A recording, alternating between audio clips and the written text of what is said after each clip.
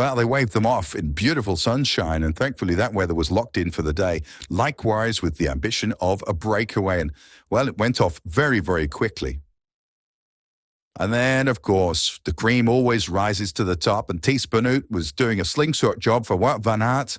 He knew that he had to power away when it came to the climbs and maybe give himself some rigor room for later on. With 48 kilometers to go, it was a question of who on earth would open up the taps, and that man, of course, Remco Evenepoel. Injured by getting into contact with a postal van in December, well, there seemed to be absolutely no problem at all in leaving everyone behind, almost. But Wout van Aert, after such a busy program he came into the S's here, leading to our final climb, and of course, every single time a team picked it up, like Unibet, Titema, Rockets, they did it on their own. There was no cohesion in the chase. Well, the gap looked to have been moderated at just shy of a minute. Would it carry all the way to the line was the big question.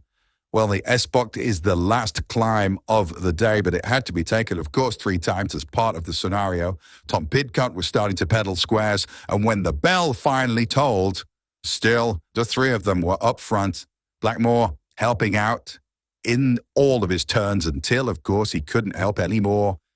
Then it was a question of Evenepoel and Van Aert trying to help themselves. Joe Blackmore went back to the pack. They pushed into his gap while these guys held on around about half a minute. But it was lukewarm in the end. It was always going to be about these 2. They had enough of a gap to make it count. Baudin was about to be wound in by those behind. A very thinned out peloton, as you can see. Well, the altitude gain on the day was not the highest at 1,677 meters. And the distance, not too arduous, you might say, but don't forget about Van Aert's 4th in Flanders, 4th in Paris-Roubaix. That's got to have a cost, surely. Maybe something Remco Evenepoel, as he opened his season, was going to try and exploit.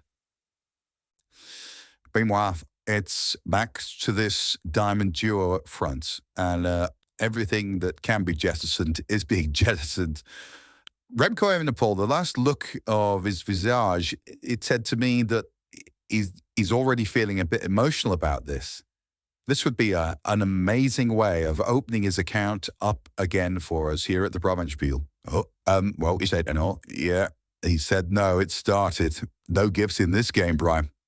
No, Walt said no. And I think he feels that what I've been talking about, that Remco, giving him any type of rest, of course, they can't play around too much 1 minute. So I think Wout van Aert is fearful of Remco Evenepoel going on what's happened in this race so far, that he's really gone on these climbs. And I think when we get on to this climb, I don't think Remco will wait. I think he'll go long. He'll try and shake off Wout van Aert. And Wout van Aert knows this is coming, and he wants to try and kind of save as much as he can. So he's forcing Remco Evenepoel to pull a little bit more. Baudin Leknersson said, he's asking Leknersson, come on, give me a turn. And Baudin says, look, I've been out there so long on my own. Gets cagey here. Evenepoel's starting to get the verbals going. That's a good sign. That's absolutely adrenaline coursing through his veins right now. And Wout van Aert just zips up his jersey, almost psychologically, make himself as aero as he possibly can. Here is your last 1,400 meters for you, more or less. In fact, it'll be 300 off the top of that, so that's the next kilometer. We're into the S's, and ultimately our climb. Big lean over to the right here, sailing past the crowd who roar. And then there's a big switchback all of a sudden, this chicane. It reveals itself here. Turn to the left, why don't you? What an atmosphere. Absolutely fantastic. And the climb begins. And this is where Remco Evenepoel, if he's going to have a chance today, he needs to attack now. But what's he got left in the tank? It's been a long road back from injury for him, don't forget. And Wout van Aert, 4th place, is still ringing in his mind. He wants to turn this into a victory on one of his favorite races, he said. He declared at the beginning of the day. It's a home race, of course, for Remco Evenepoel as well. And it's cagey still. Brian is going to run out of incline if he's not careful here, Evenepoel.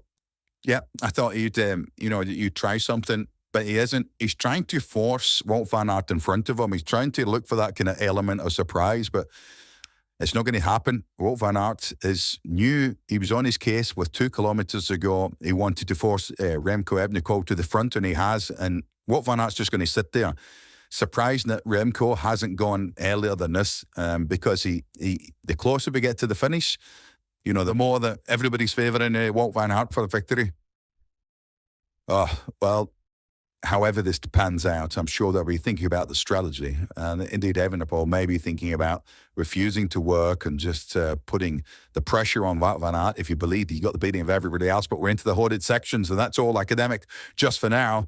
Evenepoel versus Van Aert. We're into the sunshine, and here we go.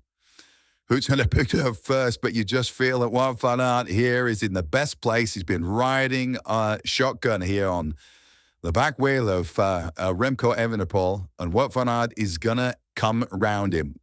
Evenepoel knows this, and so it's going to be a 2-up sprint. It's just a question when he breaks for it. It's going to happen right now, and Evenepoel goes early. He's trying to get a bit of distance. He weaves over the road as well, just trying to close down any options. Wout van Aert tries to come up on it, almost a swing. His wheel can't quite do it. Evenepoel's going to get there. Oh, my goodness, he's back. He is back. That is brilliant. Remco Evenepoel holds on. Wout van Aert just could not come round when he needed to. And Remco Evenepoel has completed a long journey back. The tears will surely come. He bangs the bars. Oh, friends, once again, the best of rivals, I think you might say. And here is the backup for the line. Aaron Burr's trying to come up and around the outside. Watch him on the middle of the road. It's on the throw, is it? Oh, didn't quite have what it took right at the very last. My goodness, was it Nevaeus who came through at the end? We'll get to check on that for you in a moment's time. But Remco Evenepoel, and here come the emotions. Fantastic. Smiling for now.